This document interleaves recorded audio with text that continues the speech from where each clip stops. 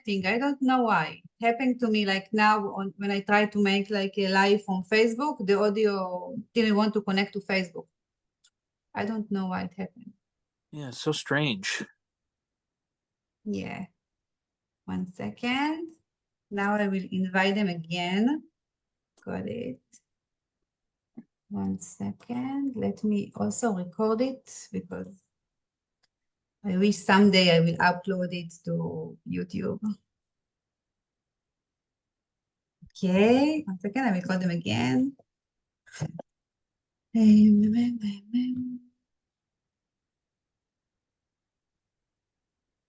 Oh. Okay. And I will send, oh, okay. Some already started. And I will send also invitation to Simon because he need like a private invitation. So 1 second. Perfect. Yeah. One second. Yeah.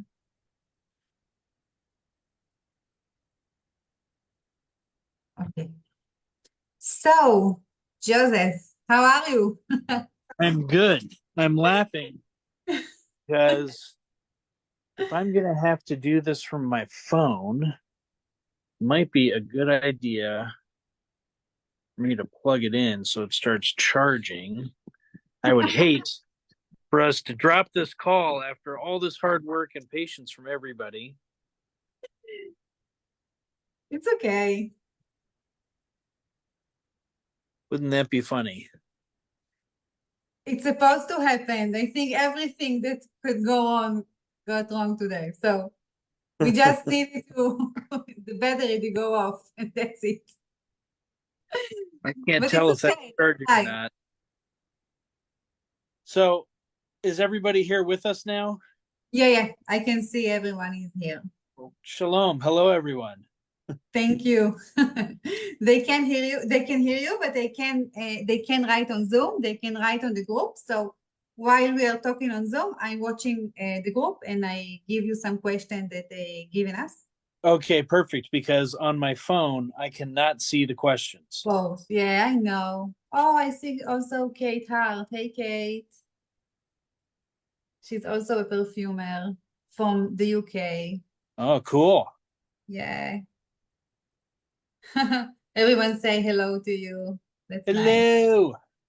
Nice. So Joseph, is it morning? Is it early in the morning today? No, now it's about 2 p.m. So we had a little hiccup, a little mix up on the time zones. Yeah. So I was thinking it was going to be 2 o'clock, and you messaged me right at 1, and I was like, yeah, I know. We don't have GPS here, so it's like we're in Beirut now. So we changed the clock to summer clock, but they hadn't changed, I guess. So it's like 1 hour in reverse. We need to get used to it. That was an exciting journey. Yeah, definitely. Thank you, everyone, for sticking with us while we figured that out. Yeah, they're asking where are you from? So, well, I live here in Atlanta, which is in Georgia. For those international folks, if you know where Florida is, we're in the state just north of Florida. And so I live on the north side of Atlanta, in Metro Atlanta, in Roswell.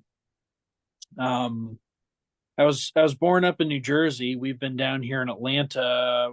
I've been in and out of Atlanta since 1990. אז הוא אומר שהוא בעצם מאטלנטה, שזה נמצא בג'ורג'יה, בארצות הברית, וזה צמוד יותר לחלק הצפוני של פלורידה, ובתכלס הוא מניו ג'רזי, אבל רוב הזמן שלו הוא באטלנטה. So, what are you doing? What is your business? Well, the business is very complex. So I make attar, and so kind of like attars, if you're familiar. And then I also So in addition to making fragrances, we also produce a lot of the key materials. So I have at this point now several operations in Southeast Asia where we distill sandalwood and oud oils. I have several teams of people in different locations where we're either collecting, harvesting, finding, and then producing. I've got a new distillery out in India that is just now finished being, well, it's just now being finished up. And then I'm working on finishing off a website for sales direct in India. So if anybody is watching in India, that's something I'm working on right now. I have a friend from India. I will text him. I will tell him. Yeah, and then, we make incense. I deal in agarwood and sandalwood and other materials. So I'm importing a lot of materials from all around the world. With the distillations, with the oud oils especially, the thing that I tell people is some things we make, some things we find, and some things I commission. So it may not necessarily be one of my productions, but I may commission a batch of something. It may come from my men and my pots and my operation, or it might be something that I find along the way that I acquire. So really, there's three ways that I get the materials. Most of the sandalwoods at this point we produce. We've been producing almost all those in house. Every once in a while, I make use of some batches and stuff. And then there are some resins that we also produce. Wait, one second. אז בעצם הוא עושה בעיקר אתרים ופסמים, והייחוד שלו זה שיש לו 17 אנשים שנמצאים ברחבי העולם, שהתפקיד שלהם זה בעצם לזקק לו את השמנים. אז הוא מוצא את המקומות שמהם הוא יכול לזקק, לקחת את התבואה או מה שלא יהיה, והוא מייצר את הזיקוק שלו בעצמו עבור הפסמים שלו. יש פעמים שהוא קונה ממישהו אחר, ויש פעמים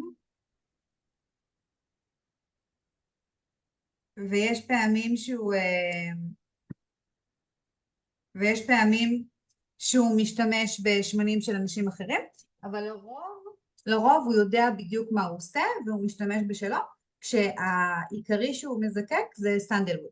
אז, so actually sandalwood is one of the main distillation that you make yourself?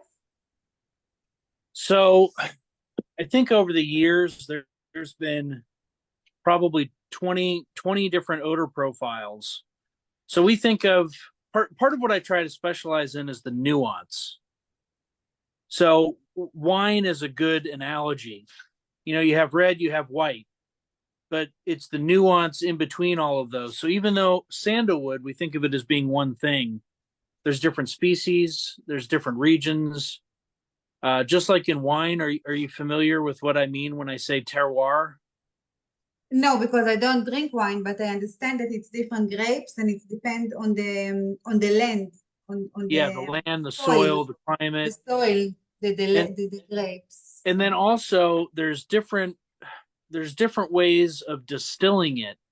And so even the type of equipment and then the parameters that you distill, that can yield very different results. And so Is it matter if you use glass or metal? Yeah, although we're usually using metal, mainly because a lot of these operations that we set up are in country of origin. And it's hard to do those kinds of glass setups, especially when you're out in very rural areas or out near the jungle. I mean, you're pretty much you're way out in the middle of nowhere. One second. אז בעצם הוא אומר שהמטרה שלו כשהוא מייצר את הסנדלווד זה בעצם להתמקד בניואנסים הקטנים שיש בסנדלווד. כי כשאנחנו אומרים סנדלווד, אז אני ואתם חושבים על ריח אחד, אתם אומרים יאללה זה קרמי, חלבי, מילקי כזה, אבל סנדלווד יש לו הרבה ניואנסים, הוא לא חייב להיות רק קרמי, הוא לא חייב להיות רק חלבי, יש בו המון דברים אחרים, וזה נורא תלוי מה ארץ המוצא של העץ, באיזה אדמה הוא גדל, ואפילו איך מזקקים אותו. So, I like the Mysore. And sometimes I buy stuff that I can find on net that are Mysore because I know they can't even sell it, but sometimes I can find. I don't like the Australian one, although I know there's like a new farm, the New Caledonia, that's supposed to be like the Mysore. But what nuance is your sandalwood supposed to be? Well, so there's several oils, several sandalwoods from India that we produce. I've produced some Karnataka, some Maharashtra, several different Mysores. Wow. Those like the regions? Those like regions that... Okay. Yeah, the regions, but also you can think of things in terms of region, but then there's also like a scent profile. There's several different oils from Sri Lanka that we've produced. And then back in 2022, I had my Indonesian operation finally up and running. And so we've been producing some really interesting, because the setup that I made there is very unique, and we've been able to produce some very unusual oils. The sandalwood oils they're almost so complex that they smell like oud. Wow. Very, very, very complex. And they're very dark red. They're not yellow. They're very dark red, almost black looking. Yeah. אז הוא אומר שיש לו, הוא מדבר על 7 זנים שונים של סנדלווד, כאשר הוא אומר שיש לו מפעל אחד באינדונזיה, שעובד על 3 זנים שונים, הזנים האלה יש להם צבע שהוא יותר אדום, פחות צהבהב, ויש להם פרופיל ריח שיותר דומה לאוד, שזה קטע, כאילו זה מדהים לדעת, להבין איך כל אזור, כשהוא אומר יש לי 7 זנים שונים, יש לו בעצם 7 פרופילי ריח שונים, רק לסנדלווד שהוא מדבר עליהם באינדונזיה. אוקיי, sometimes the sandalwood can be also a little sour, right? Like, yeah, kind of like a yogurty sour milk note. Yeah, I don't really like it, but sometimes it's fit. That's usually considered a very good thing when it has that yogurty note, that kind of sourish note to it. That's usually a very positive thing. Definitely. And okay, so except from sandalwood, which raisins are you distilled also? So there have been, do you mean within sandalwood, what regions have we been distilling? You do only sandalwood? I thought you talk about other raisins. So we also distill a lot of oud oils. Okay. So distilling a lot of agarwood. I mean, we're producing in a lot of different places. So I have distillation operations in Indonesia, East and West Malaysia. There's 2 brothers that I work with in Thailand to produce some stuff. I've got my Indian operation. How do you know that the oud is real? How do you know that the people that you buy from, that the people that make your distillation for you, making like real oud, real agarwood? Well, most of the time I'm buying the wood. Okay. You know, then I just ship it over to my pots and have it distilled. I'd say that's the first thing. The second thing is, you know, just like anything, you have to develop your supply chain. There's a lot of trust. Sometimes even after years, people break your trust, and then you have to find new people. That's happened unfortunately a few times, but most of the time, the people that I work with, they're honest. Most of us have been working together for like 7, 8, 10 years now. And I don't know. I think I'm a relatively easy boss. אז שאלתי אותו, הוא מזקק גם אוד, שזה משהו מטורף, אז שאלתי אותו איך הוא יודע שהאוד אמיתי, כי רוב הפעמים מזייפים אותו, הכי קל לזייף את האוד. אז הוא אומר שזאת מערכת שמתבססת על אמון קודם כל, והרבה פעמים הוא זה שקונה את האוד ושולח לאנשים. וכן, לפעמים אנשים מרמים ולפעמים אנשים מנסים לעשות אחרת, אבל סך הכל הוא בוס די קל ודי נוח, אז הרבה יותר קל. So how you started your business and why you decided you need to distill? I mean, for making perfume to making distillation, it's like, it's hard and this one is hard. Nothing is easy. Why you chose like both of the... So it actually started because I went to medical school. So I'm also a licensed physician. And while I was in school, I was getting, part of our education, I work in Chinese medicine. And part of the education is a pharmacy compounding education. And so I had to learn hundreds and hundreds of substances. You have to learn how to visually identify them. You have to know the names, all the properties, how these things combine together. And towards the end of my second year in school, it kind of clicked. And I was like, oh, this is what cosmetics and pharmaceuticals and flavor and fragrance and incense, like all of these things are made from the same stuff I'm learning about. And so I thought to myself, I could be a doctor or I could be a doctor and I wanted to explore the and. But, what does that mean? I probably wasn't going to start a pharmaceutical company. I don't want to be a flavor chemist. So what do you end up doing? And fragrance was kind of the easiest thing, the easiest entry point into the industry. And so the first thing I actually started to do was look for incense materials. And when it came to looking for sandalwood and agarwood, the stuff that we use in medicine and the kind of quality that I was looking for incense are kind of different. So sandalwood and agarwood were the two things that I really started looking for first.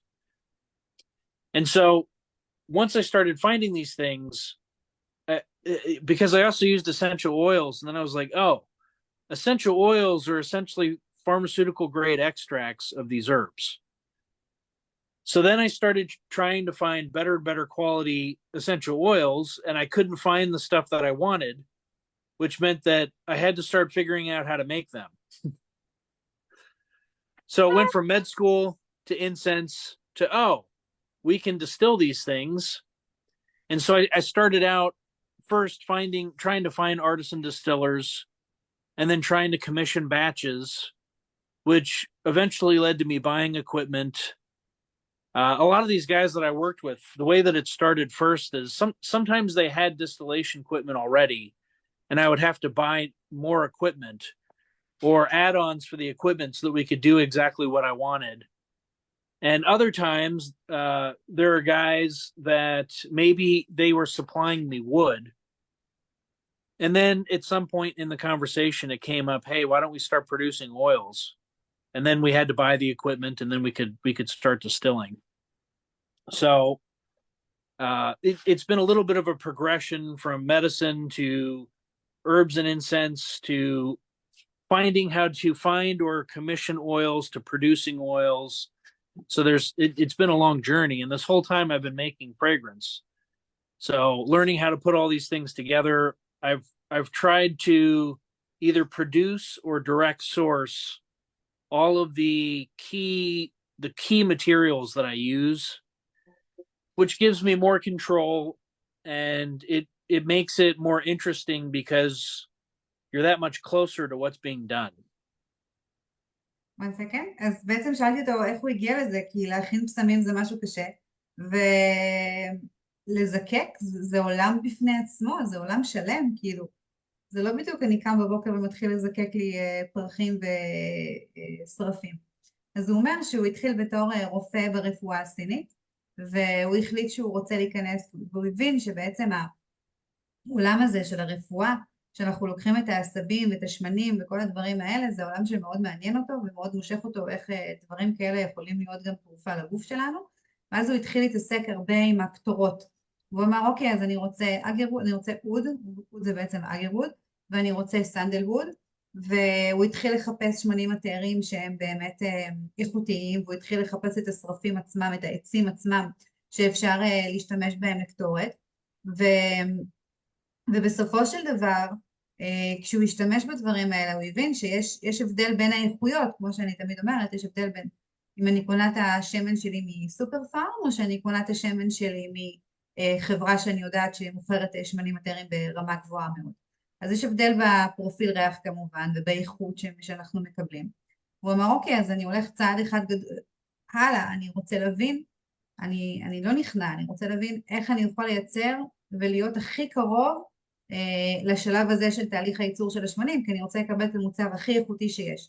אז הוא בעצם הגיע לכל מיני אנשים, או שהוא הוסיף להם ציוד שכבר היה קיים כי הם היו מזקקים, או שהוא מההתחלה אמר, בואו חברים, בואו נתחיל לזקק ביחד, ואז הוא הגיע למצב שיש לו איזה 7 מקומות שונים בעולם, שהם מייצרים עבורו את השמנים, לא רק עבורו, אבל זאת אומרת, הם גם מוכרים את זה לעוד מקומות אחרים. בכל הזמן הזה הם אפילו הכינו את הפסמים, הוא היה מכין את הפסמים. So what kind of perfume do you like to make? You prefer to make attars or you prefer to make perfume like EDT or... So I've developed a lot of sprays that I have not yet gotten around to releasing. So the bulk of what I sell now is usually more attar or pure sandalwood, pure oud oil. There's a number of companies that I've designed fragrances for over the years, and those are usually for sprays. There's companies in like India, the Middle East. If you're familiar with Zoologist up in Canada, I had designed the original Dodo for Zoologist that I had designed. I thought Sarah McCartney made the Dodo. No, she made another one. No, Sarah McCartney made another one. She's made 1 or 2 for them. I think Dodo has gone through 2 or 3 revisions, but I made the original Dodo. Oh, nice. Yeah, most of the other companies you probably wouldn't have heard of. I think Zoologist is probably the one folks would have heard for, mainly because I'm making fragrance, but it doesn't mean that I'm mentioned anywhere. Yeah, I think this is what Christopher Laudumel always talking about, to put the face of the perfumer in front of the perfume, because it's an art, and like painting, you have the signature on them. Right. I think perfume's supposed to also have like copyrights and have all those right. Whatever. You know, like there's an Indian company that also has locations over in the Gulf. And so I distill some oil for them, and then I ship it over to the Gulf, and then they either use that in products or sell it. So that's not a finished fragrance, like that's production. You know, so there are companies that I do that kind of stuff for as well. To me, it's all the same thing. You know, people ask, you know, like medicine, perfume, and I'm like, it's all the same thing. I'm using the same materials, it's just different forms. And to me, it's just I'm making products and working with cool people and doing fun stuff. Doesn't matter to me. It doesn't matter. It's like if you're painting or sculpting, 2 different forms of art, but it's all art. And to me, as long as I'm doing the art, I'm happy. Are you working alone in your studio, or your studio have other people? So here, we'll give you a little sneak peek. אנחנו מקבלים הצצה לסטודיו, וואו, לסטודיו שלו, תראו איזה מטורף. This is my home office. Oh my God. Wow. I wonder how it smells. Everybody tells me it smells very good in here. Yeah, I'm sure. So I mentioned I'm a physician. I also treat some patients here. Oh, I can see the bed. So the funny thing is, when I don't have patients, this is where I'm packing all the orders. גדול. אז one second, I will translate. אז בעצם הוא מספר שהוא עובד המון עם אנשים. הוא עובד כבר הרבה שנים בשטח, הוא לא התחיל עכשיו. וחלק מהדברים שהוא עושה זה בעצם לרקוח פסמים עבור אנשים אחרים, והוא מספר שהוא עובד עבור הרבה חברות במזרח התיכון, בהודו, הוא פשוט זה שמייצר להם את הפסמים, כמו שחברה פונה ל-IFF או לג'יבודן או לכל בית גדול ואומרת לו תייצר לי עכשיו פויזן או כל דבר אחר, אז גם אפשר לפנות אליו, הוא מייצר מה שרוצים, ואחד מהדברים שהוא ייצר שאנחנו לפחות מכירים זה את הדודו הראשון של זואולוג'יסט, שזה אין ספק שזה כבוד גדול. חוץ מזה הוא אומר שחלק מהעובדה שהוא בעצם רופא סיני, רופא ברפואה הסינית, זה שהוא גם מטפל, והוא בכלל אומר פסמים מבחינתו זה טיפול, וכל הרקיחה היא אומנות. אז עוד משהו שעלה בשיחה שלנו זה בעצם העובדה שבסמים לא מקבלים את הקרדיט שמגיע להם, זאת אומרת הוא מייצר עבור חברות אחרות, אבל אתם לעולם לא תדעו שהערכתם בושם שלו, אתם תכירו רק את החברה עצמה. אבל זאת אומנות לכל דבר בעניין, כמו שפיסול או ציור או כל דבר אחר זה אומנות, והוא אפילו מראה לנו את הסטודיו שלו, והוא מקבל שם על המיטה הזאת אנשים, וכשאין לו אנשים בסטודיו אז הוא גם אורז על המיטה הזאת את הדברים. אם יש לכם שאלות, זה הזמן, אני מאוד אשמח שתשאלו אותנו כל מיני שאלות, אני רוצה לומר לו. People say it's amazing, they saw your room and they're like, oh, I can't believe it. It is crazy, it's unbelievable, it's so beautiful, it's so Thanks. nice to work like this. And tell me, I saw that one of your perfume was nominated for Art and Affection also a few years ago. Yeah, that was my Muscrose Attar. Mm-hmm. So how is it? I think it's wonderful. It's so several of my best-selling fragrances are fragrances that I thought nobody would like. Oh my God, really? Really. And actually when I had first made them, I didn't even sell them. There was this guy that he was kind of a perfume reviewer that he was buying stuff from me, and I eventually ran out of things to send him samples of. And I ended up sending him samples of a couple of these fragrances, and he was like, JK, these are great. Why aren't you selling them? And I said, well, I didn't think anybody would like them. And he said, I think everybody will like them. It's so funny that we don't even think that. Okay, so how you continue? Yeah, so I put that out, and they were very well received. And that year for Art and Olfaction, I submitted those, and the Muscrose Attar ended up, being nominated as a finalist, which to me was so crazy because I didn't think anybody would even like it. Wow. Which mask did you use? I mean, it's like natural mask or not natural? So I use some natural, traditionally distilled Indian attars. So the traditionally like heavily compounded attar, and the whole goal of the project, so a musk rose, a Rosa muscata, is a real rose, but there's no real distillations of it. It doesn't really exist as a commercial product. So the goal was, how do I capture the scent of something that's real, but it doesn't exist?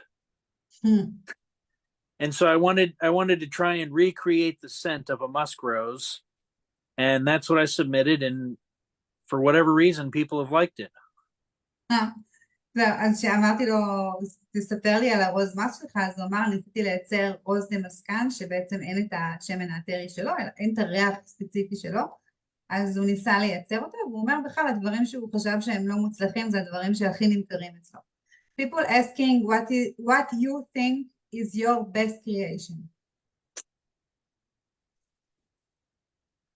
Well, one of the things that I'm the most proud of is actually the number of sandalwood and oud distillations that I offer.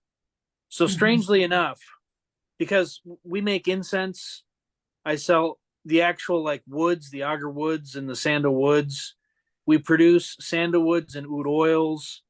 I have, it sounds funny saying this, but I have the widest selection of products anywhere on the internet when it comes to oud and sandalwood.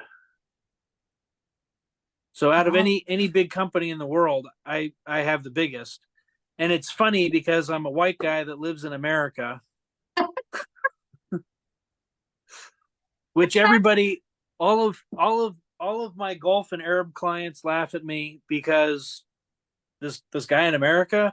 All of my Asian clients, I have lots of people that buy in Korea, Japan, Taiwan, Singapore, Hong Kong, and they all think it's very funny that because I'm not from a country that produces this stuff. I'm not Asian. I'm not Arab. You know, like, what are you doing this? And I tell them it's because of my work in Chinese medicine, which they think is even more strange. I think whenever the passion is, the best is come out. I mean, it doesn't matter what is your origin, but as long as you love this and it's from your heart, then the best result can come out. אז הוא אומר שהדבר שבחינתו זה היצירה הכי מוצלחת שלו, זה לאו דווקא הבושם, אלא עצם העובדה שהוא מחזיק בכמות הסוגים הגדולה ביותר של סנדלווד ושל אגרווד, ולמרות שהוא לא מארצות ערב, ולמרות שהוא לא מהמזרח, ולמרות שצבע העור שלו לא מסגיר את המקום, והוא סך הכל בחור לבן מארצות הברית, עדיין יש לו את הכמות אוד ואת הכמות סנדלווד המטורפת ביותר שקיימת אי פעם לרכישה. You make me, I bought from you, I think the מתיאטר, I'm waiting for it. But now you make me wonder what else you have, so I will go again to the shop and find out. I have to. And let me ask you something. If you now see a beginner, like other people are wanting to learn perfumery and want to learn it, what's the best tip you have? I mean, how you think people should start? Because when you started, nothing was on. But Right.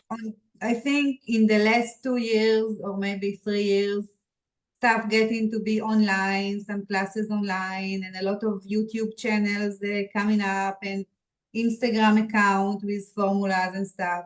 What you think is the best tip for people who begin this journey? Because it's a long journey. So it's interesting you ask. For almost 10 years, I've had 2 classes that Floricopia has hosted. I'm not sure if you're familiar with Floricopia. They're based out of California. No, I don't know who are they.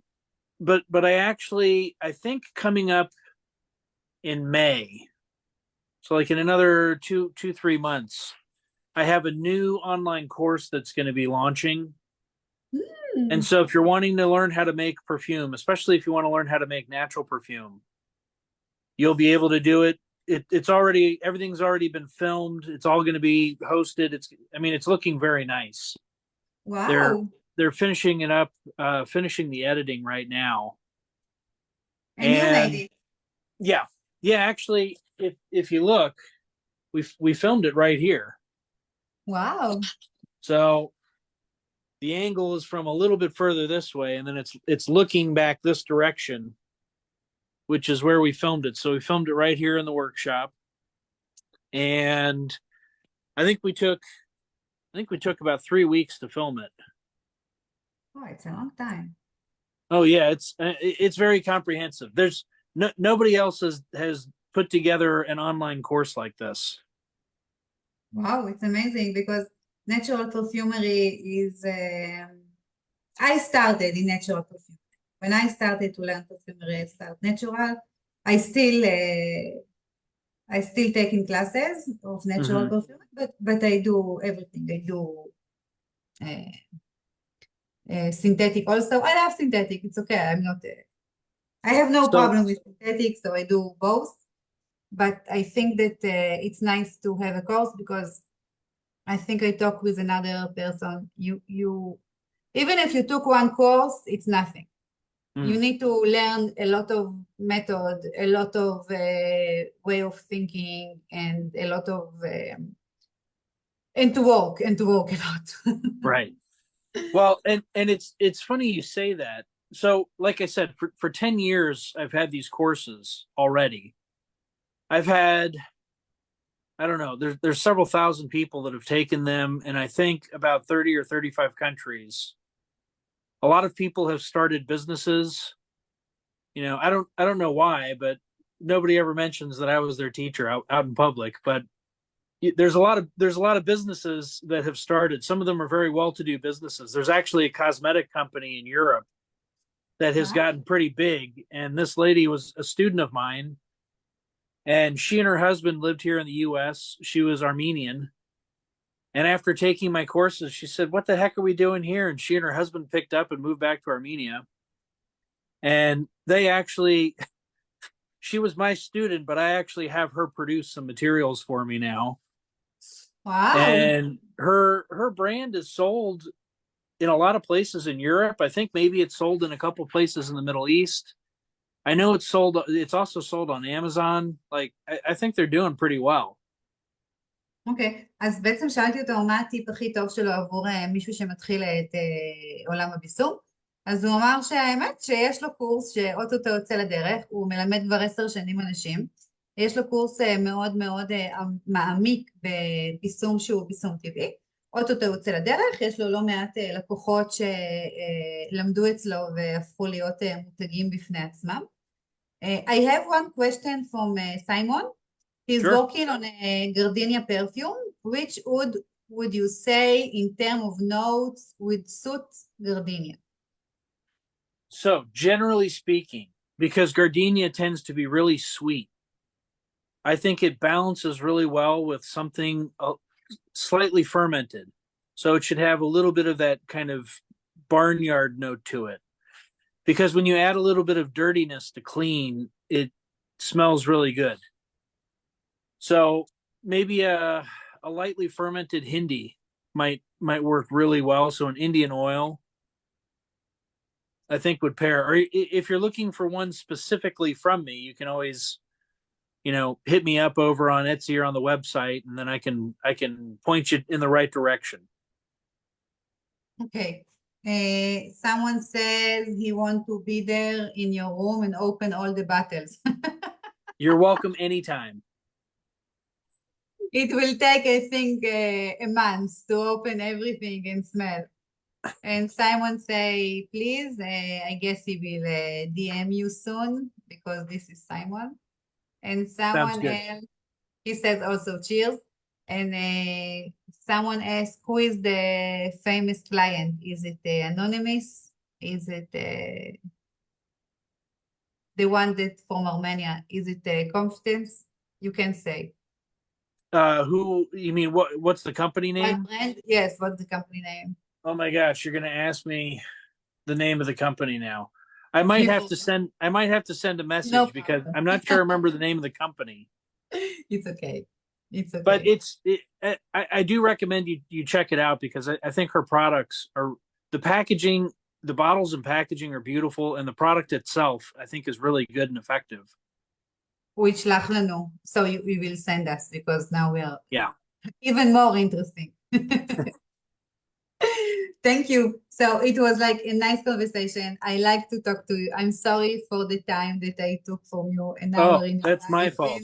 In tech stuff. No, it's not. It's definitely not. And I hope you will come again and talk to me, and we have another stuff to, after you make your maybe your course online available, we can talk again if you want and try to. Anytime you'd like to chat, please let me know. I'd love to talk to you. Thank you very much. I really appreciate everyone say thank you. Everyone liked the conversation. You're very nice. It was very fun. They say you're cute. Well, thank you. Yes, it is. And we'll see you soon. Thank you very much, Joseph. Thank you. Take care, everybody. Thank you for joining us. Bye-bye.